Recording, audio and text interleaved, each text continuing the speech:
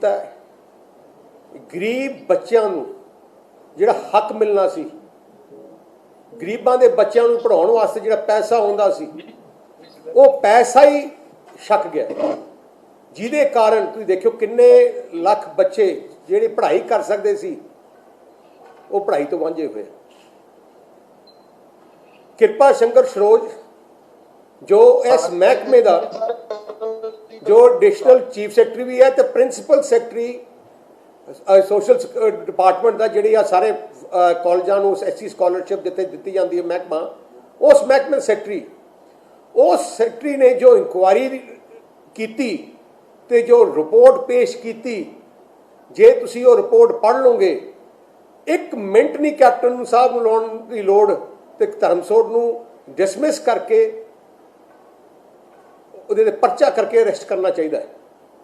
मैं हैरान है कैप्टन अमरिंदर सिंह जी दे कि थोड़ा काम की है मुख्यमंत्री का, जो कोई कांग्रेस का लीडर फस जाता है तुसीं उहनूं क्लीन चिट दे दिंदे हो।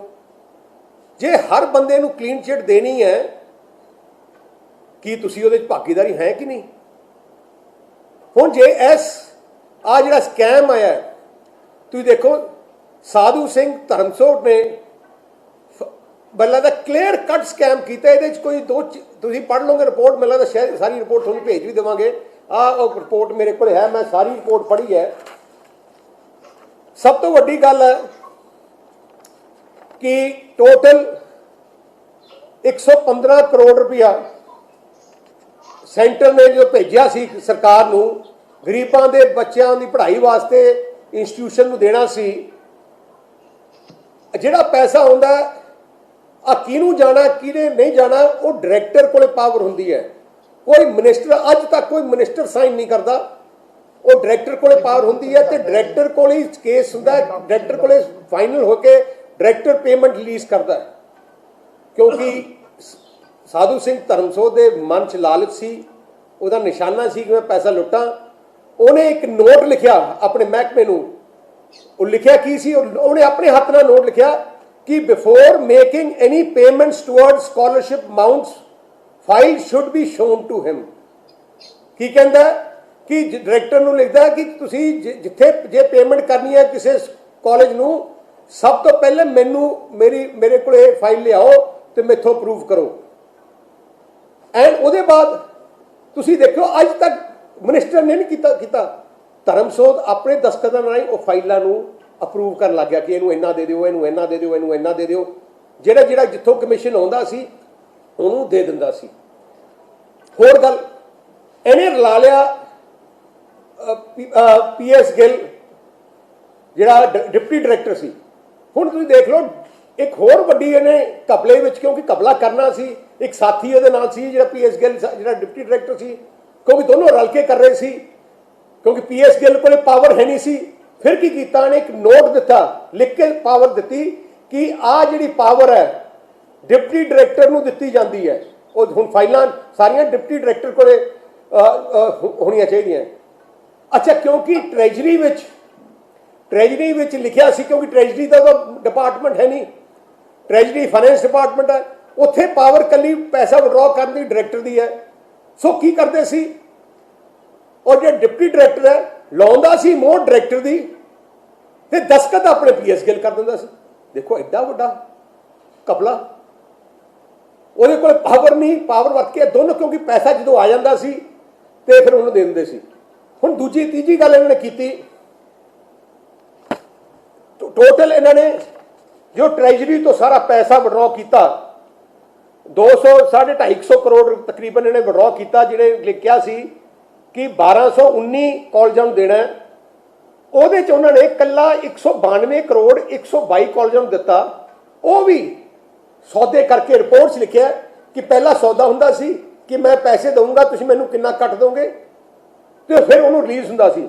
ਇੱਕ ਵੱਡੀ ਗੱਲ ਹੋਰ ਕੀਤੀ, ਜਦੋਂ ਪੰਜਾਬ ਸਰਕਾਰ 'ਚ ਰੌਲਾ ਪਹਿਲੇ ਅਸੈਂਬਲੀ 'ਚ ਰੌਲਾ ਪਿਆ ਤੇ ਫਿਰ ਆਡਿਟ ਹੋਇਆ ਤੇ ਆਡਿਟ ਦੀ ਡਿਊਟੀ ਲਾਈ ਗਈ ਫਾਈਨੈਂਸ ਡਿਪਾਰਟਮੈਂਟ ਨੇ, ट्रेजरी ने ऑडिट किया।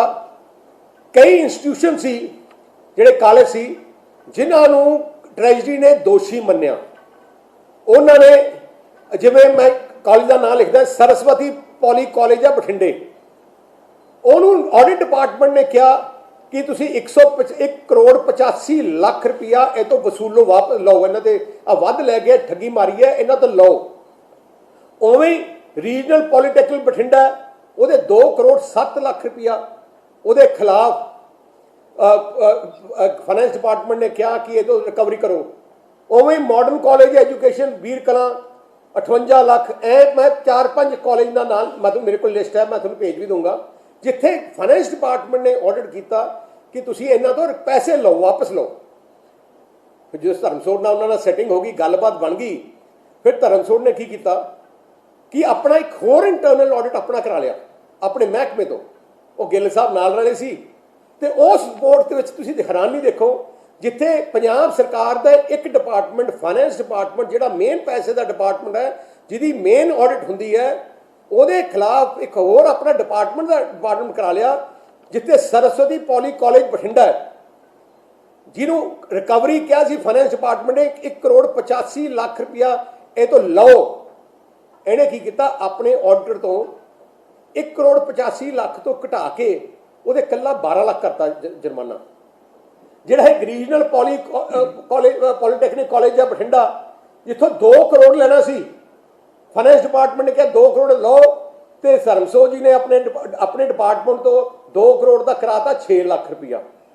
ਜਿੱਥੇ 60 ਲੱਖ ਲੈਣਾ ਸੀ ਤਕਰੀਬਨ ਮਾਡਰਨ ਕਾਲਜ ਐਜੂਕੇਸ਼ਨ ਵੀਰ ਕਲਾਂ, ਉਹਦਾ ਕਰਤਾ 6 ਲੱਖ ਰੁਪਇਆ।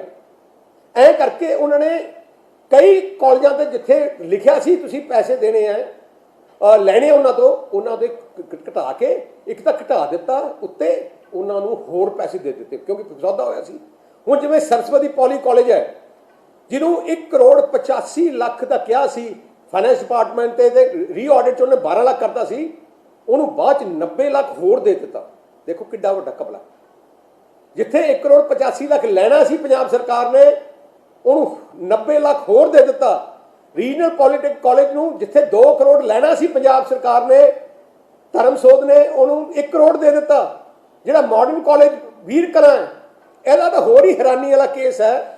ਜਿਹੜਾ ਮਾਡਰਨ ਕਾਲਜ ਐਜੂਕੇਸ਼ਨ ਵੀਰ ਕਲਾਂ ਹੈ ਸੰਗਰੂਰ ਜ਼ਿਲ੍ਹੇ 'ਚ, ਉਹਨਾਂ ਨੇ ਪਹਿਲੀ ਫਾਈਲ ਇੱਕ ਫਾਈਲ ਸਰਕਾਰੀ ਬਣਾਈ, ਜਿੱਥੇ ਉਹਨਾਂ ਨੇ 41 ਲੱਖ ਦੇ ਦਿੱਤਾ ਉਹਨੂੰ।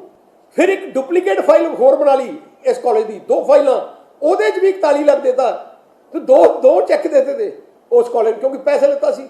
41 ਲੱਖ 2 ਵਾਰ ਦੇਤਾ ਉਹਨੂੰ। ਐਵੇਂ ਲਾਰਡ ਕ੍ਰਿਸ਼ਨਾ ਪੋਲੀ ਹੈਗਾ, ਉਹਨੂੰ 1 ਕਰੋੜ ਲੈਣਾ ਸੀ ਤੇ 1 ਕਰੋੜ 17 ਲੱਖ ਦੇ ਦਿੱਤਾ। ਐ ਕਰੋੜਾਂ ਰੁਪਈਆ ਧਰਮਸੋਤ ਨੇ, ਜਿਨ੍ਹਾਂ ਤੋਂ ਸਰਕਾਰ ਨੇ ਲੈਣਾ ਸੀ, ਜਿਨ੍ਹਾਂ ਤੇ ਪਨਿਸ਼ਮੈਂਟ ਦਿੱਤੀ ਸੀ, ਜਿਨ੍ਹਾਂ ਨੇ ਠੱਗੀਆਂ ਮਾਰੀਆਂ ਸੀ ਤੇ ਆਡਿਟ ਡਿਪਾਰਟਮੈਂਟ ਨੇ ਕਿਹਾ ਸੀ, ਤੇ ਪੰਜਾਬ ਦੀ ਕੈਬਨਿਟ ਨੇ ਬੜਾ ਸਪਸ਼ਟ ਫੈਸਲਾ ਕੀਤਾ ਸੀ, ਜਿੱਥੇ ਪੰਜਾਬ ਦੀ ਕੈਬਨਿਟ ਨੇ ਕਿਹਾ ਸੀ ਕਿ ਕਿਸੇ ਵੀ ਕਾਲਜ ਵਿੱਚ ਪੈਸਾ ਜਿਹੜਾ ਪਹਿਲੇ ਤਾਂ ਕਿਹਾ ਸੀ ਆਡਿਟ ਕਰਾ ਕੇ, ਤੇ ਜਿਨ੍ਹਾਂ ਤੋਂ ਲੈਣਾ ਹੈ ਉਹਨਾਂ ਕਿਸੇ ਨੂੰ ਵੀ ਉਹਨਾਂ ਨੂੰ ਪੈਸਾ ਦੇਣਾ ਨਹੀਂ, ਉਹਨੂੰ ਦੇਣਾ ਨਹੀਂ ਹੈ। ਪਰ ਇਹਨਾਂ ਧਰਮਸੋਤ ਨੇ ਦੇ ਦਿੱਤਾ। ਸਾਰੀ ਵਾਇਲੇਸ਼ਨ ਕੈਬਨਿਟ ਦੀ ਵੀ ਕਰਤੀ, ਸਾਰੀ ਵਾਇਲੇਸ਼ਨ। ਫਿਰ ਜਿਹੜਾ ਹੈਗਾ ਤੁਸੀਂ ਦੇਖਿਆ ਹੋਣਾ, ਜਿਹੜਾ ਕਰਨ ਅਵਤਾਰ ਸਿੰਘ ਹੈ, ਇਹਨੇ ਮੀਟਿੰਗ ਕੀਤੀ। ਉਹਨੇ ਉੱਥੇ ਮੀਟਿੰਗ ਵਿੱਚ ਕਿਹਾ ਕਿ ਸਾਰਿਆਂ ਨੂੰ ਕਹਿਤਾ ਸੀ ਸਾਰੇ ਆਡਿਟ ਕਰਾਓ। ਜਦੋਂ ਕਰਨ ਅਵਤਾਰ ਸਿੰਘ ਨੇ ਆਡਿਟ ਦੇਖਿਆ ਕਿ ਇੱਥੇ ਤਾਂ ਆਡਿਟ ਹੀ ਨਹੀਂ ਹੋਇਆ। ਤੁਸੀਂ ਦੇਖੋ ਕਿ ਕਰਨ ਉਹ ਜਿਹੜਾ ਡਿਪਟੀ ਡਾਇਰੈਕਟਰ ਸੀ, ਉਹਨੂੰ ਚੀਫ ਸੈਕਟਰੀ ਨੇ ਸਸਪੈਂਡ ਕਰ ਦਿੱਤਾ, ਕਿਉਂਕਿ ਧਰਮਸੋਤ ਦਾ ਤਾਂ ਪੈਸਾ ਕਮਾਊ ਪੁੱਤ ਸੀ, ਉਹ ਸਾਰੇ ਅੱਗੇ ਪੈਸੇ ਉਹ ਦਵਾਉਂਦਾ ਸੀ। 3 ਦਿਨਾਂ 'ਚ ਚੀਫ ਸੈਕਟਰੀ ਨੇ ਉਹਨੂੰ ਸਸਪੈਂਡ ਕੀਤਾ, PS ਗਿੱਲ ਨੂੰ, ਡਿਪਟੀ ਡਾਇਰੈਕਟਰ ਨੂੰ, ਤੇ 3 ਦਿਨਾਂ ਦੇ ਅੰਦਰ ਧਰਮਸੋਤ ਨੇ ਉਹਨੂੰ ਰੀਇਨਸਟੇਟ ਕਰ ਦਿੱਤਾ ਤੇ ਉਸੇ ਕੁਰਸੀ ਤੇ ਫਿਰ ਤੋਂ ਬਿਠਾਤਾ, ਜਿੱਥੋਂ ਦੇ ਉਹ ਪੈਸੇ ਲੈਂਦਾ ਸੀ ਤੇ ਧਰਮਸੋਤ ਨੂੰ ਦਿੰਦਾ ਸੀ। ਕੈਪਟਨ ਸਾਹਿਬ, ਇਹ ਤੋਂ ਵੱਧ ਸਬੂਤ ਕੀ ਚਾਹੀਦਾ ਹੈ? ਤੁਹਾਡੀ ਸਰਕਾਰ ਦੇ ਐ ਨਹੀਂ ਕਿ ਅਸੀਂ ਕਿ ਬਾਹਰ ਕਿਸੇ ਨੇ ਕਿਹਾ ਜਾਂ ਕੋਈ ਮੀਡੀਆ ਨੇ ਕੱਢਿਆ ਜਾਂ ਕੋਈ ਅਸੀਂ ਪੋਲੀਟੀਕਲ ਬਿਆਨ ਦਿੱਤੇ ਹੈ। ਤੁਹਾਡੀ ਸਰਕਾਰ ਦੇ principal secretary, additional chief secretary ਤੇ ਪ੍ਰਿੰਸੀਪਲ ਸੈਕਟਰੀ ਉਸ ਮਹਿਕਮੇ ਦਾ, ਜਿਹੜਾ ਮਹਿਕਮਾ ਜਿਹੜੇ ਮਹਿਕਮੇ ਤੋਂ ਪੈਸਾ ਲੁੱਟਿਆ ਗਿਆ ਹੈ, ਉਸ ਮਹਿਕਮੇ ਦਾ ਜਿਹੜਾ ਪ੍ਰਿੰਸੀਪਲ ਸੈਕਟਰੀ ਹੈ, ਉਹਨੇ ਇਨਕੁਆਇਰੀ ਕੀਤੀ ਹੈ।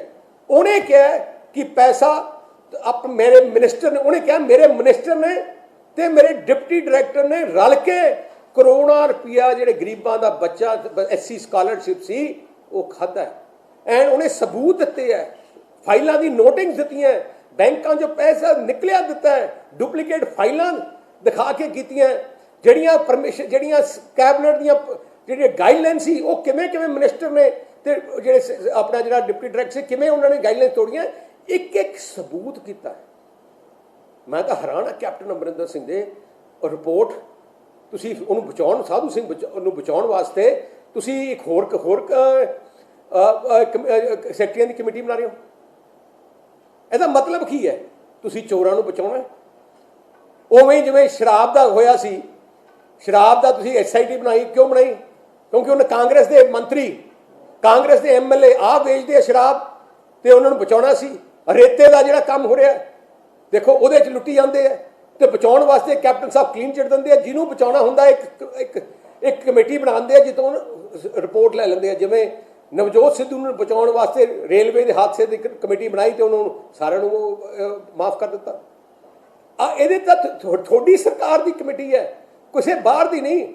ਐ ਨਹੀਂ ਹੈ ਕਿਸੇ ਅਖਬਾਰ ਨੇ ਕਿਹਾ, ਤੁਹਾਡੀ ਸਰਕਾਰ ਦੇ ਪ੍ਰਿੰਸੀਪਲ ਸੈਕਟਰੀ ਨੇ ਦੋਸ਼ ਨਹੀਂ ਲਾਇਆ, ਸਬੂਤ ਕਰਕੇ ਇਨਕੁਆਇਰੀ ਕਰਕੇ ਕੱਢਿਆ। ਦੂਜੀ ਗੱਲ ਮੈਂ ਜਿਹੜਾ ਕਹਿਣਾ ਚਾਹੁੰਦਾ ਕਿ ਜਿਹੜੀ ਵੱਡੀ ਮਾੜੀ ਗੱਲ ਹੈ, ਸੈਂਟਰ ਸਰਕਾਰ ਨੇ ਤਕਰੀਬਨ 309 ਕਰੋੜ ਰੁਪਇਆ ਭੇਜਿਆ ਬੱਚਿਆਂ ਨੂੰ। ਦੋ ਕਿਸਮ ਦੀ ਹੁੰਦੀ, ਇੱਕ ਤਾਂ ਕਾਲਜਾਂ ਜਾਂਦਾ, ਇੱਕ ਬੱਚਿਆਂ ਨੂੰ ਡਾਇਰੈਕਟ ਜਾਂਦਾ ਹੈ ਪੈਸਾ, ਮੇਨਟੇਨੈਂਸ ਅਲਾਊਂਸ ਕਹਿੰਦਾ SC ਬੱਚਿਆਂ ਨੂੰ, ਉਹਨਾਂ ਦਾ ਮੇਨਟੇਨੈਂਸ, ਕਿਉਂਕਿ SC ਬੱਚਿਆਂ ਤੋਂ ਤਾਂ ਲੈ ਨਹੀਂ ਸਕਦੇ। ਤੁਸੀਂ ਦੇਖ ਲਓ 155 ਕਰੋੜ ਇਹਨਾਂ ਦੇ ਖਜ਼ਾਨੇ 'ਚ ਪਿਆ, 309 ਕਰੋੜ, 155 ਕਰੋੜ ਹਲੇ ਤੱਕ ਬੱਚਿਆਂ ਨੂੰ ਦਿੱਤਾ ਨਹੀਂ, ਕਿਉਂਕਿ ਉਹਨਾਂ ਤੋਂ ਪੈਸੇ ਮਿਲਣੇ ਨਹੀਂ। ਉਹ ਵਿਚਾਰੇ ਬੱਚਿਆਂ ਨੂੰ ਜਿਹੜੇ ਪੜ੍ਹਨਾ ਸੀ, ਜਿਨ੍ਹਾਂ ਨੇ ਸਾਰਾ ਖਰਚਾ ਖੋ ਗਿਆ ਉਹਨਾਂ ਦਾ, ਉਹਨਾਂ ਨੂੰ ਪੈਸੇ ਦਿੱਤੇ ਨਹੀਂ, ਕਿਉਂਕਿ ਉਹਨਾਂ ਤੋਂ ਪੈਸੇ ਲੈ ਨਹੀਂ ਸਕਦਾ ਸੀ, ਕਿਉਂਕਿ ਉਹ ਡਾਇਰੈਕਟ ਖਾਤੇ ਜਾਂਦੇ ਸੀ। ਇੱਥੇ ਜਿਹੜਾ ਹੈਗਾ ਪੈਸਾ ਉਹ ਕਿਉਂਕਿ ਕਾਲਜਾਂ ਨੂੰ ਦੇਣਾ ਸੀ, ਉਹਨਾਂ ਦਾ ਟੀ ਸੀ ਤੇ ਉੱਥੋਂ ਲੈ ਲੈਂਦੇ ਸੀ।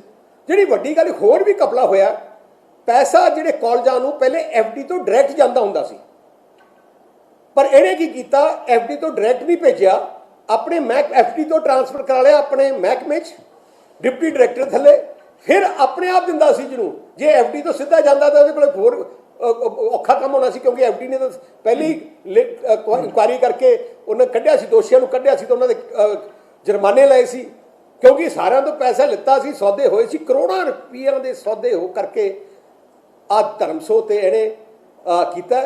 ਤੇ ਮੈਂ ਕਹਿੰਦਾ ਕਿ ਕੈਪਟਨ ਸਾਹਿਬ, ਜੇ ਤੁਸੀਂ ਥੋੜਾ ਮੋਟਾ ਵੀ ਤੁਹਾਡੇ 'ਚ ਕੋਈ ਸ਼ਰਮਸਾਰ ਹੈ, ਜਾਂ ਤੁਸੀਂ ਥੋੜਾ ਮੋਟਾ ਵੀ ਤੁਹਾਡੇ ਦਿਲ 'ਚ ਕੋਈ ਹੈ, ਤੁਹਾਨੂੰ 1 ਮਿੰਟ ਨਹੀਂ ਲਾਉਣਾ ਚਾਹੀਦਾ। ਇਹ ਤੋਂ ਵੱਧ ਸਬੂਤ ਹੋ ਨਹੀਂ ਸਕਦਾ। ਤੁਹਾਨੂੰ ਇਮੀਡੀਏਟਲੀ ਧਰਮਸੋਤ ਨੂੰ ਡਿਸਮਿਸ ਕਰਨਾ ਚਾਹੀਦਾ, ਪਰਚਾ ਦੇ ਕੇ ਇਹਨੂੰ ਅੰਦਰ ਕਰਨਾ ਚਾਹੀਦਾ, ਨਾਲੇ PS ਗਿੱਲ ਤੋਂ, ਤੇ ਨਾਲੇ ਪਤਾ ਕਰਨਾ ਚਾਹੀਦਾ ਪੈਸਾ ਗਿਆ।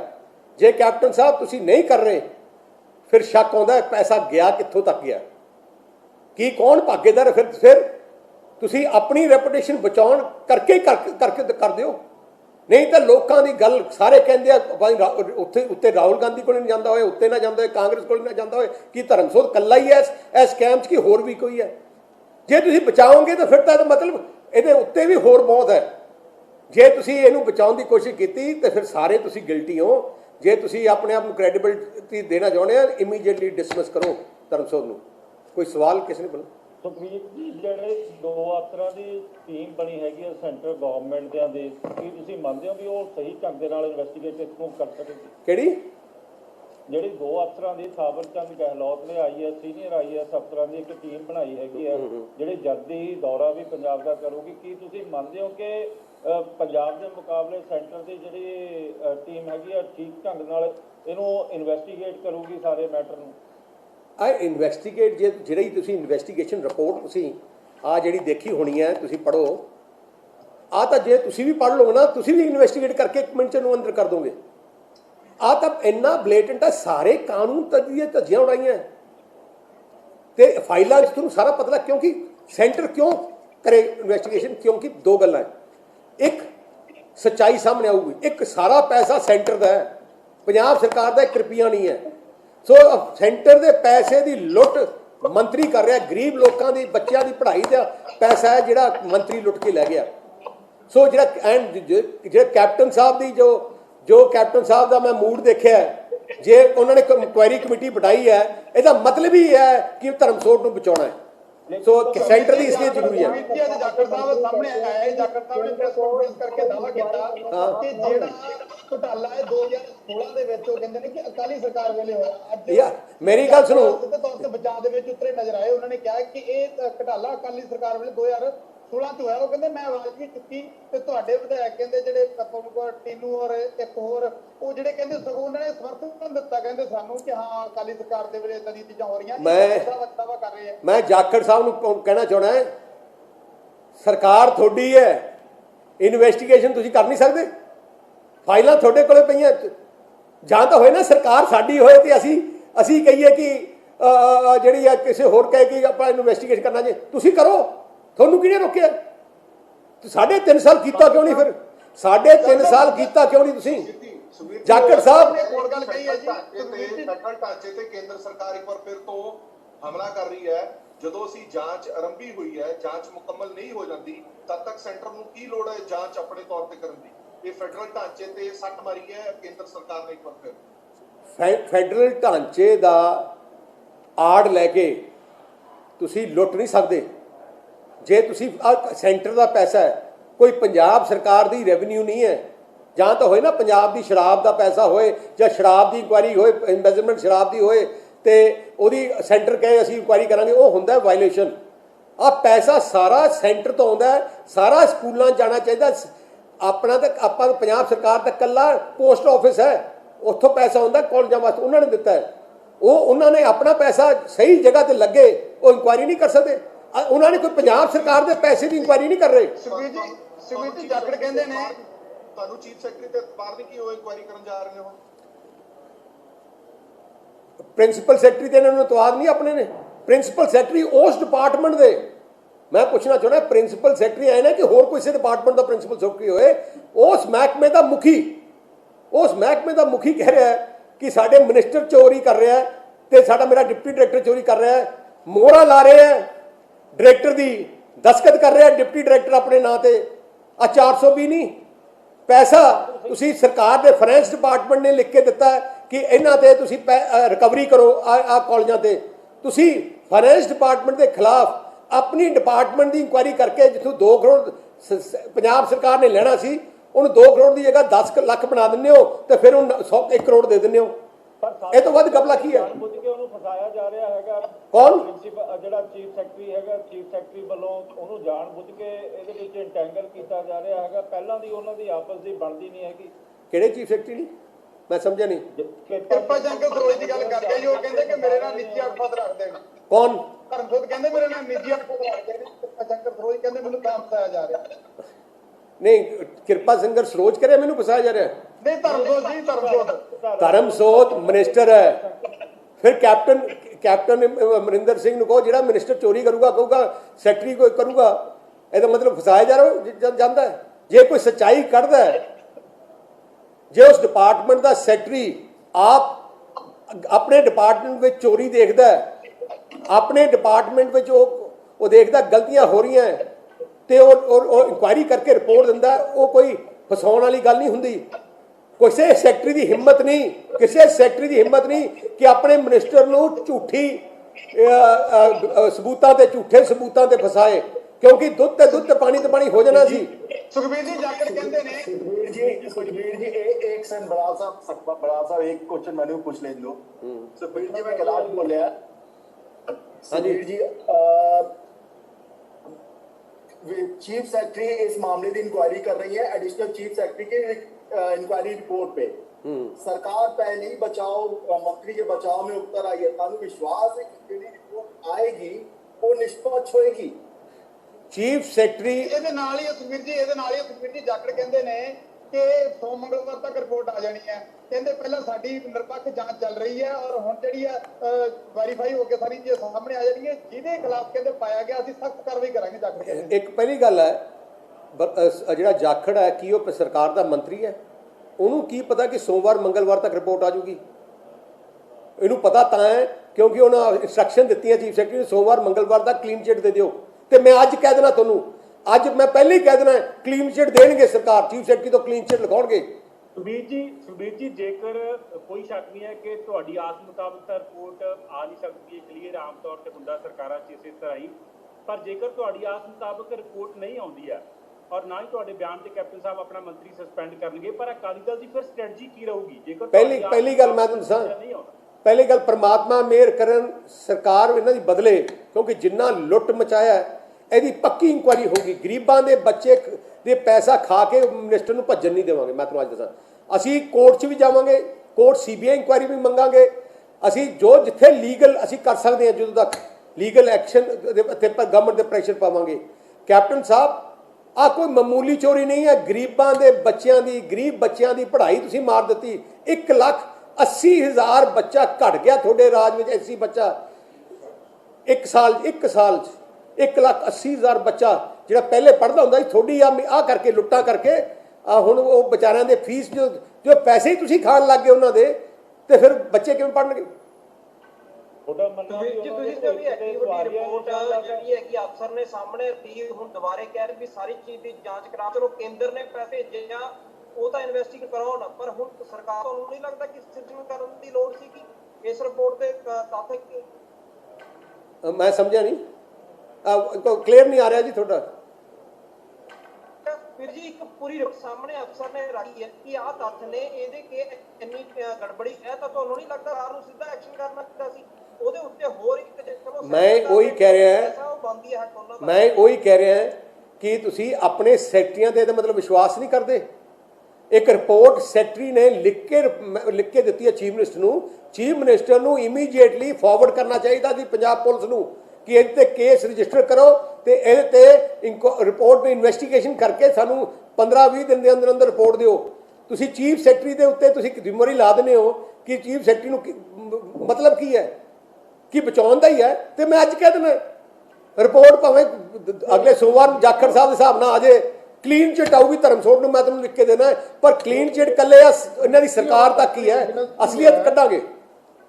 ਸੈਕਟਰੀ ਵਿਜੀਲੈਂਸ ਵੀ ਹੈਗੀ ਆ, ਉਹਨਾਂ ਕੋਲ ਜਿਹੜੇ ਚੀਫ ਸੈਕਟਰੀ ਨੇ ਕੋਲ ਸੈਕਟਰੀ ਵਿਜੀਲੈਂਸ ਚਾਰਜ ਵੀ ਹੈਗਾ, ਤੇ ਇਹਦਾ ਮਤਲਬ ਵੀ ਉਹ ਤਾਂ ਆਪਣੇ ਆਪ 'ਚ ਹੀ ਪਾਵਰਫੁਲ ਹੈ। ਕਿਉਂਕਿ ਸੈਕਟਰੀ ਵਿਜੀਲੈਂਸ ਦਾ ਹੀ ਜੋ ਕੋਈ ਜਿਹੜੀਆਂ ਮਿਨਿਸਟਰ ਤੋਂ ਜਦੋਂ ਕੋਈ ਇਨਕੁਆਇਰੀ ਕਰਨੀ ਹੈ ਤਾਂ ਉਹ ਆਪ ਹੀ ਕੰਪੀਟੈਂਟ ਅਥਾਰਟੀ ਹੈ। ਮੈਂ ਉਹੀ ਕਹਿ ਰਿਹਾ, ਉਹ ਆਪ ਹੀ ਇਨਕੁਆਇਰੀ ਕਰ ਰਹੀ, ਕਿਉਂਕਿ ਸ਼ਾਇਦ ਕਿਤੇ ਹੋਰ ਕੋਈ ਲੋੜ ਨਹੀਂ ਹੈਗੀ ਕਿਸੇ ਨੂੰ ਜਾਂਚ ਕਰਨੀ, ਉਹ ਆਪ ਸੈਕਟਰੀ ਵਿਜੀਲੈਂਸ ਸਭ ਕੁਝ ਆਲ ਇਨ ਆਲ ਇੰਚਾਰਜ ਹੈ। ਮੈਂ ਤੁਹਾਨੂੰ ਉਹੀ ਬੇਨਤੀ ਕਰਨਾ, ਜੇ ਤੁਸੀਂ ਆਹ ਰਿਪੋਰਟ ਪੜ੍ਹ ਲਓਗੇ, ਉਸ ਰਿਪੋਰਟ ਵਿੱਚ ਇੱਕ ਇੱਕ ਚੀਜ਼ ਦਾ ਵੇਰਵਾ ਦਿੱਤਾ ਹੈ। ਪਹਿਲੀ ਗੱਲ, ਮਿਨਿਸਟਰ ਅੱਜ ਤੱਕ ਕਿਸੇ ਮਿਨਿਸਟਰ ਨੇ ਆਪ ਸਾਈਨ ਦਸਤਖਤ ਕਰਕੇ ਪੈਸਾ ਨਹੀਂ ਰਿਲੀਜ਼ ਕੀਤਾ। ਇਹਨੇ ਲਿਖ ਕੇ ਦਿੱਤਾ ਕਿ ਹਰ ਫਾਈਲ ਮੈਨੂੰ ਦਿਖਾਈ ਜਾਏ, ਤੇ ਫਿਰ ਆਪ ਦਸਤਖਤ ਕਰਕੇ ਪੈਸੇ ਰਿਲੀਜ਼ ਕਰਦਾ ਹੈ। ਫਿਰ ਆਪਣਾ ਡਾਇਰੈਕਟਰ ਜਿਹੜਾ ਜਿਹਦੇ ਕੋਲ ਪਾਵਰ ਹੈ, ਜਿਹਦੇ ਕੋਲ ਅੱਜ ਤੱਕ ਕਨਸਟੀਟਿਊਸ਼ਨ ਪਾਵਰ ਹੈ ਰਿਲੀਜ਼ ਕਰਨ ਦੇ ਪੈਸੇ, ਤੇ FD ਉਹਦੇ ਦਸਤਖਤ ਮੰਨਦੀ ਹੈ, ਉਹਦੇ ਮੋਹਰ ਮੰਨਦੀ ਹੈ, ਤੇ ਤੁਸੀਂ ਡਿਪਟੀ ਡਾਇਰੈਕਟਰ ਤੋਂ ਦਸਤਖਤ ਕਰਾਉਣੇ ਹੋ ਤੇ ਮੋਹਰ ਲਾਉਣੇ ਹੋ ਤੁਸੀਂ ਡਾਇਰੈਕਟਰ ਦੀ।